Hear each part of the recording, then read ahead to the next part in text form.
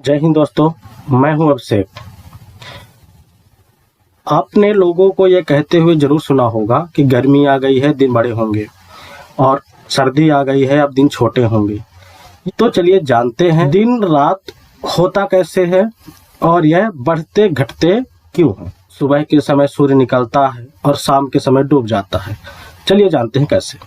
इस वीडियो में दिन और रात के सारे कन्फ्यूजन को दूर कर देंगे। आइए दिन और रात के संपूर्ण विवरण को निम्न बिंदुओं के आधार पर समझते हैं। सूर्य और पृथ्वी की स्थिति क्या है, भारत की स्थिति में क्या है, दिन और रात कैसे होते हैं, दिन और रात के घटना बढ़ना समझेंगे, और सबसे छोटा दिन और सबसे बड़ी रात के बारे में समझेंगे। दिन रात बराबर कब होंगे और इन दिन रातों की अवधि क्या होगी, और लास्ट में हम महत्वपूर्ण तथ्यों को देखेंगे। सबसे पहले हम देखते हैं सूर्य और पृथ्वी की स्थिति के बारे में। सौरमंडल में पृथ्वी सूर्य की परिक्रमा करती है। कुछ इस प्रकार से सूर्य की परिक्रमा करती है। पृथ्वी सूर्य की परिक्रमा पृथ्वी के चारों ओर लगभग 1,07,000 किलोमीटर प्रति घंटे की गति से दीर्घवृत्ताकार कक्षा में 365 दिन 6 घंटे 48 मिनट और 45.51 सेकंड में पूरा करती है। यह लगभग 365 दिन के बराबर होता है। पृथ्वी और सूर्य के बीच की औसतन दूरी 150 मिलियन किलोमीटर है। यह आप लोगों के लिए नया लग रहा होगा, किंतु आप लोगों ने इस प्रकार के चक्र के बारे में जरूर समझा होगा। यह एक वृत्ताकार दीर्घ वृत्ताकार पथ है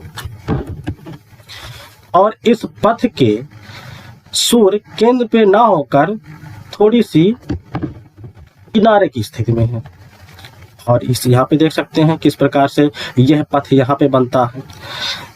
और इस किनारे की ओर होने की वजह से पृथ्वी और सूर्य के बीच की दूरी फिक्स नहीं। जहां अधिकतम दूरी 152 मिलियन किलोमीटर है और न्यूनतम दूरी 147 मिलियन किलोमीटर है, और औसतन दूरी की बात की जाए तो 150 मिलियन किलोमीटर है। अब हम पृथ्वी पर भारत की स्थिति को समझते हैं। यदि पूरे पृथ्वी को एक बीचों बीच रेखा खींचकर दो हिस्सों में बांट दिया जाए तो इस ऊपर वाले हिस्से को कहेंगे उत्तरी गोलार्ध और इस नीचे वाले हिस्से को कहते हैं दक्षिणी गोलार्ध। उत्तरी गोलार्ध यानी कि उत्तर की ओर गोलार्ध, गोला का आधा हिस्सा गोलार्ध, तो उत्तर की ओर के गोलार्ध को उत्तरी गोलार्ध कह दिए और दक्षिण की ओर के गोलार्ध को दक्षिण गोलार्ध कह दिए। हमारा भारत इस पृथ्वी पर उत्तरी गोलार्ध की ओर स्थित है। यहाँ पे आप भारत की स्थिति को देख सकते हैं। यह भूमध्य रेखा से थोड़ा सा ऊपर 6 डिग्री की रेखा यहाँ से गुजरती है भारत के सबसे दक्षिणतम बिंदु से, और वहीं ऊपर की ओर 37 डिग्री की रेखा गुजरती है। खड़ी खड़ी देशांतर रेखाएं होती हैं। जो सबसे पश्चिम की ओर देशांतर रेखा है वह है 68 डिग्री 7 मिनट की देशांतर रेखा, और यहीं पर पूर्व की ओर की सबसे किनारे की देशांतर रेखा 57 डिग्री 25 पूर्वी देशांतर हो जाएगी।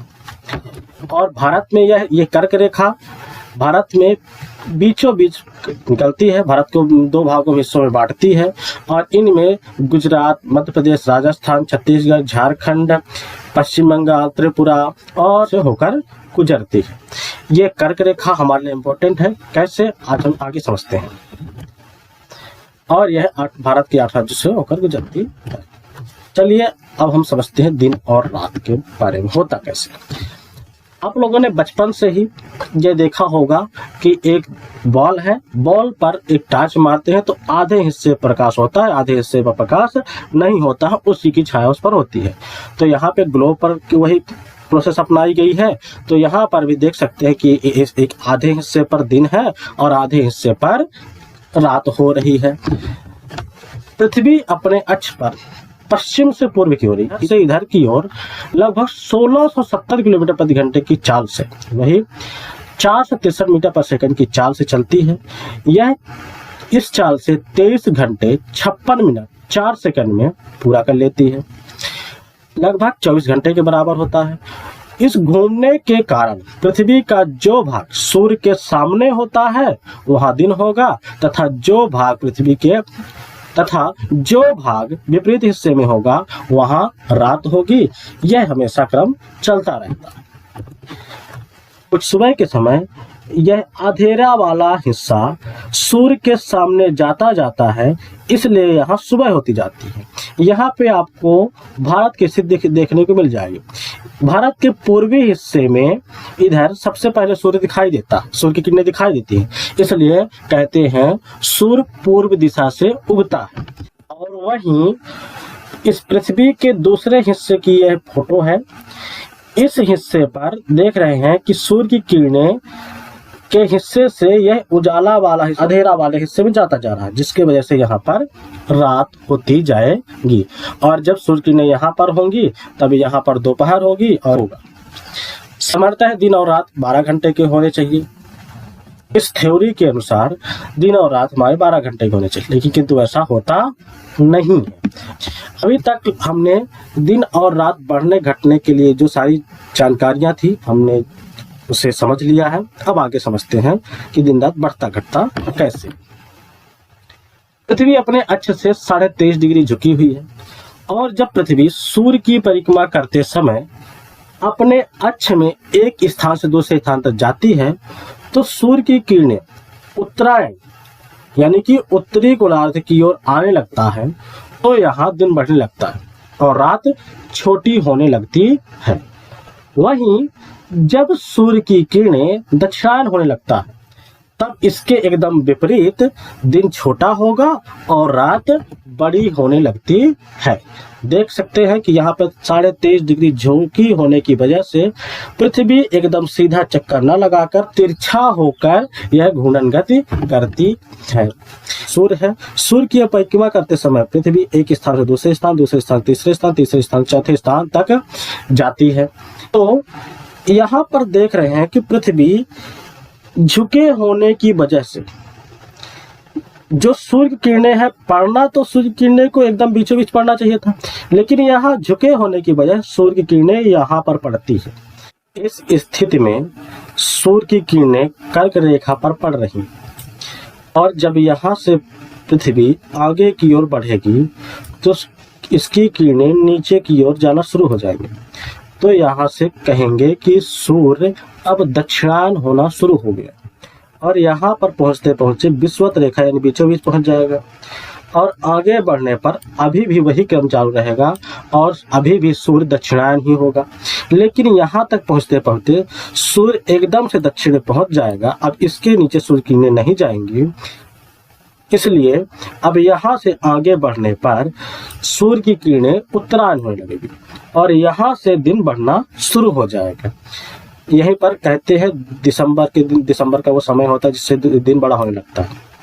और यहाँ पर आते आते फिर से वापस बीचों बीच पड़ेंगी किरणें, लेकिन फिर भी अभी उत्तर की ओर जाएंगी और आते आते यहाँ तक सबसे उत्तर में सूर्य किरणें पड़ेंगी, जिसकी वजह से यहाँ पे सबसे बड़ा दिन होगा। इधर की ओर दक्षिणायन होगा, यहाँ तक दक्षिणायन होगी सूर्य किरणें, और यहाँ तक बढ़ते बढ़ते सूर्य किरणें उत्तरायण होगी। यहाँ से शुरू होगा, दिन छोटा होता जाएगा और रात बड़ी होती जाएगी। ये प्रोसेस यहाँ तक चलेगी, और यहाँ से दिन बड़ा होता जाएगा और रात छोटी होती जाएगी। और यह सूर्य की किरणें किस प्रकार पृथ्वी पर पड़ती हैं आप यहाँ पर देख सकते हैं कि विंटर के समय इस प्रकार सूर्य किरणें पड़ रही हैं, और वहीं समय पर यहाँ पे यानी कि गर्मियों पर इस प्रकार से और ठंडियों पर इस प्रकार से, इसलिए यहाँ पे ज्यादा बड़ी रात देखने को मिलती है। अब समझते हैं सबसे बड़ा दिन और सबसे छोटी रात के बारे में। जब सूर्य की किरणें कर्क रेखा पर, अभी हमें समझाया कि कर्क रेखा पर कब पड़ती है, जब सूर्य की किरणें कर्क रेखा पर एकदम लंबवत सीधे 90 डिग्री पर पड़ेंगी, यानी उत्तरी गोलार्ध के इस कर्क रेखा पर पड़ेगी, तब दिन बड़ा होगा और रात छोटी होगी।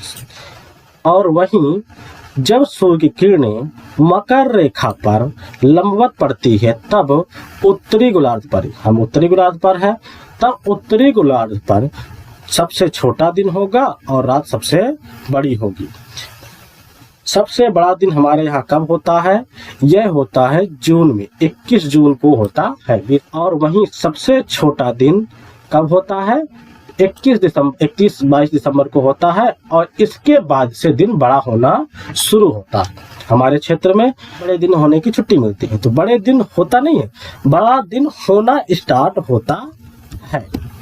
तो यहाँ पे देख सकते हैं सूर्य किरणें यहाँ पर कर्क रेखा पर पड़ रही हैं, इसलिए अधिक हिस्से पर सूर्य किरणें पड़ रही हैं और कम हिस्से पर नहीं पड़ रही हैं। तो यहाँ देख सकते हैं कि सबसे बड़ा दिन हो रहा है और वहीं छोटी रात हो जाएगी। यहाँ अब समझते हैं कि दिन रात बराबर कब होता है। जब सूर्य की किरणें भूमध्य रेखा पर पड़ती हैं तब दिन और रात बराबर होते हैं, यानी 12-12 घंटे के होते हैं। इस स्थिति में पूरे पृथ्वी पर दिन और रात बराबर होते हैं। और वह स्थिति कौन सी है? ये एक 22-23 सितंबर के बीचों बीच दिन है और एक मार्च की 20-21 मार्च का समय है। ये कब होता है? जब सूर्य की किरणें एकदम बीचों बीच विषुवत रेखा यानी भूमध्य रेखा पर पड़ती हैं, तब यह स्थिति होती है। यहाँ पर आप देख सकते हैं कि एकदम बीचों बीच 90 डिग्री पर सूर्य किरणें पड़ रही हैं, इसलिए ऊपर की ओर पूरे हिस्से पर सूर्य का प्रकाश पहुंच रहा है, इसलिए 12 घंटे का दिन हो रहा है और 12 घंटे की रात हो रही है।